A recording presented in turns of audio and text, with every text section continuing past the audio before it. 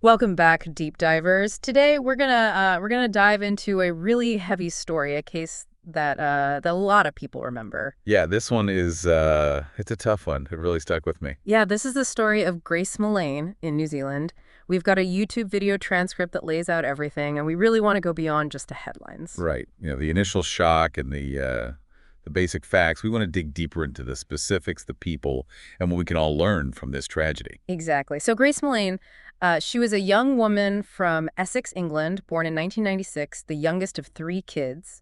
And everything points to her being outgoing, lively, close to her family.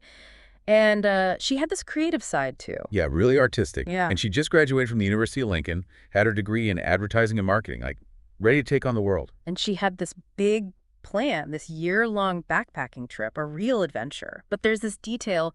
Before she left, she donated her hair to the Little Princess Trust. Oh, wow. That's a pretty powerful thing to do. Shows you what kind of person she was. Yeah, giving and compassionate. And the transcript says she started traveling in October 2018, first in Peru, then 6 weeks all over South America. Immersing herself, new cultures, new experiences. I mean, that's the dream, right? Totally.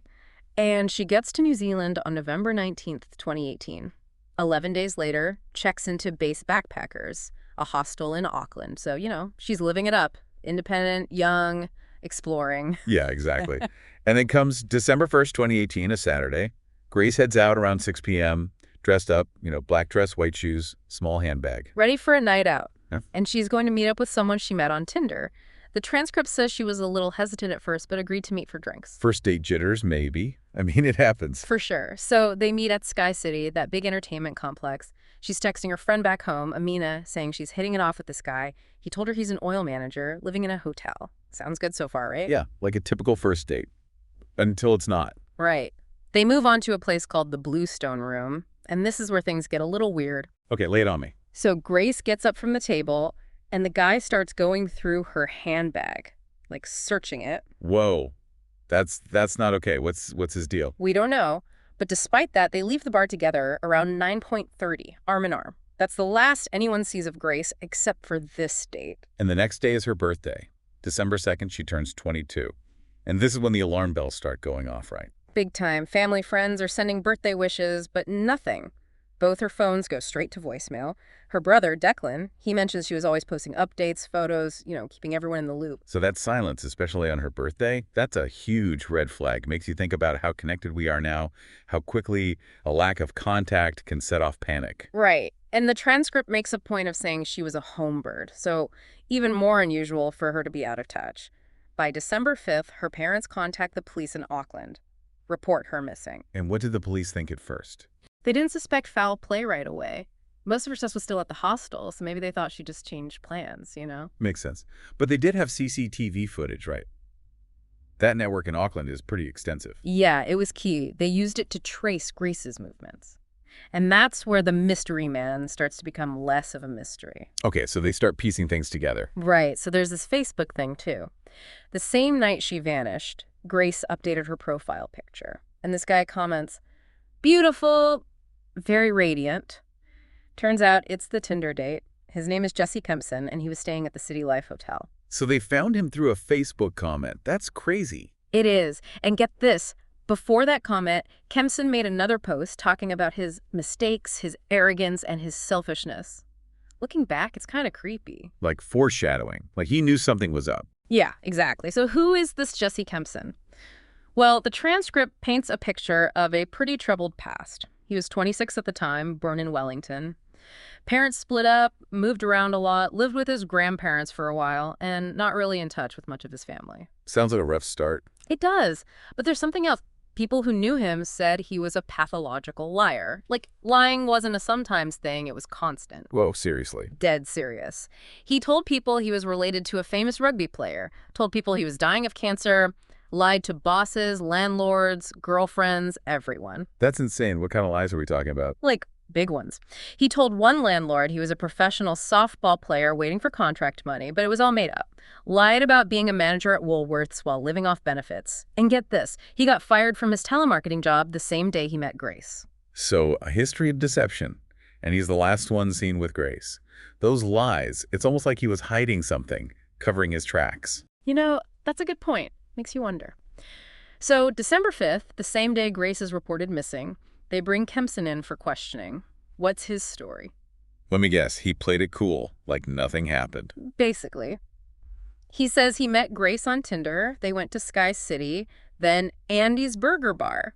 He picked that spot because he wasn't sure if she was real, catfishing. And after, they walked this weird way towards the viaduct. Wait, why would they do that if they weren't heading in that direction? Right. The police were like, why that way? And he said it felt safer. Okay, that's already fishy. Yeah. So the police, they tell him they're worried about Grace, that something might have happened to her. They even ask him for a DNA sample. And he just, goes along with it? Yeah, he agrees. But when they mention Grace maybe being dead, maybe him being involved, he asks if he's being arrested. Interesting. Like, that's his first thought. Right. And then he says the date ended with a hug, a kiss on the cheek, maybe plans for later. Oh, and that Grace unmatched him on Tinder, like trying to make it seem casual, over and done with. But that CCTV footage, that told a different story, didn't it? Oh, yeah. They went through a ton of footage, like 6 terabytes, and it completely blew his story apart.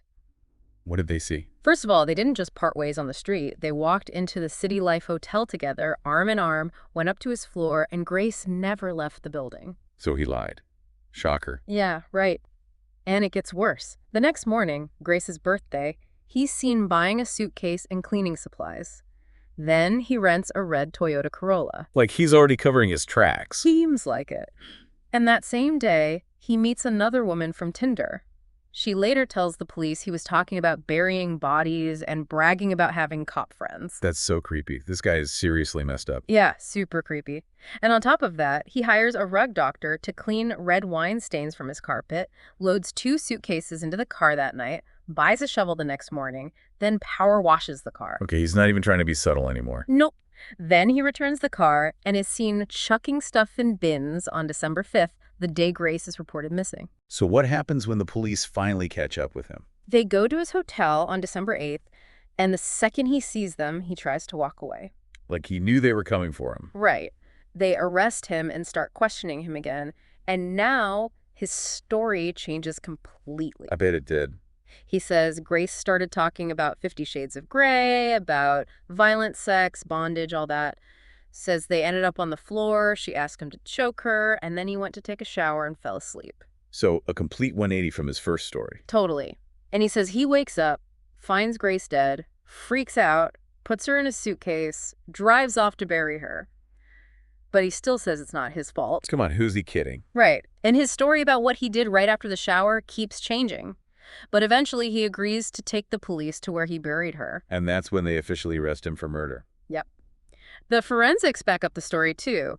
They find Grace's blood in his apartment, even though he tried to clean up. He wasn't very good at covering his tracks, was he?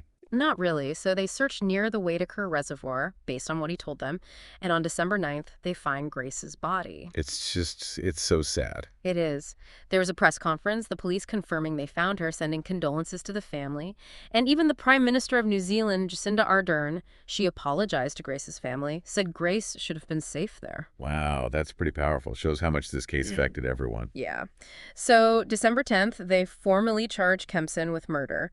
There was a temporary order to keep his name secret until the trial so the jury wouldn't be biased. Yeah. The autopsy shows Grace died from strangulation. She had bruises like she was pinned down, and it would have taken a lot of force for like 4 or 5 minutes. It's definitely not an accident. Nope. And the stuff they found out after, it's chilling. Like around 1:30 a.m. that Sunday, while Grace's body is in his room, he's searching things online like hottest fire, flesh-eating birds, and Whitaker Ranges. The same place he buried her. That's so disturbing. Right.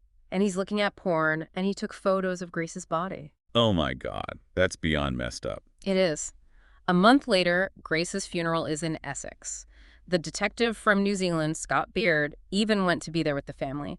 Then in November 2019, Kempson goes on trial, pleads not guilty. I can't imagine being in that courtroom. The transcript says he showed no emotion throughout the whole 3 weeks. His lawyers, they said Grace's death was an accident during rough sex, that she was into that kind of stuff, and he just panicked and hid the body. Oh, blaming the victim. Classic. Yeah. But the prosecution, they had all the evidence, all the lies, everything. They said he planned it, that he was trying to cover his tracks, talked about how strangulation isn't an accident, it's intentional, violent.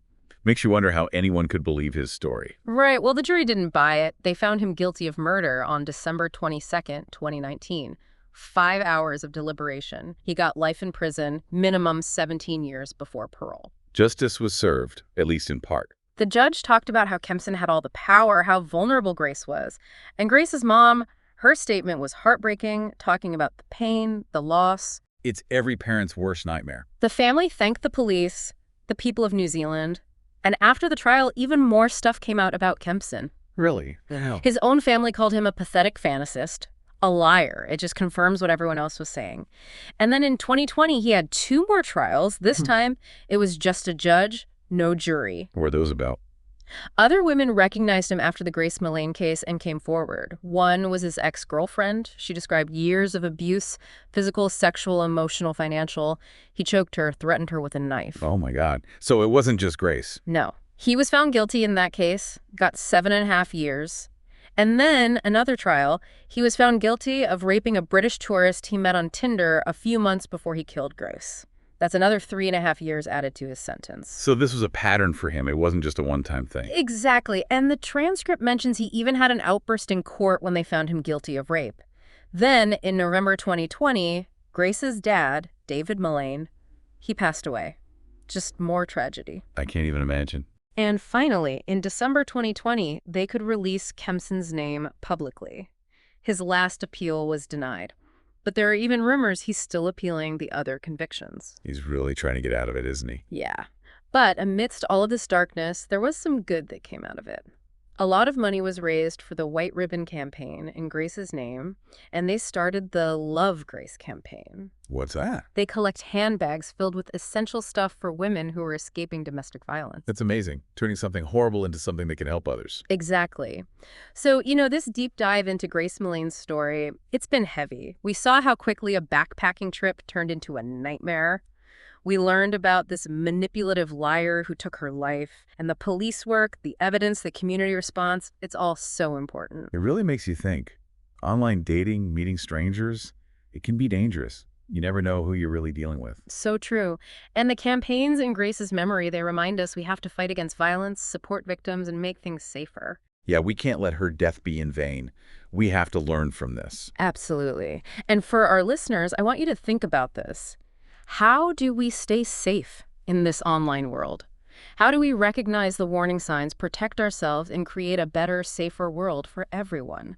Grace's story, it's a reminder that we all have a part to play in that. A powerful message, and one that everyone needs to hear. Thanks for joining us on The Deep Dive. We'll be back next time with another deep dive into another fascinating and important story. See you then.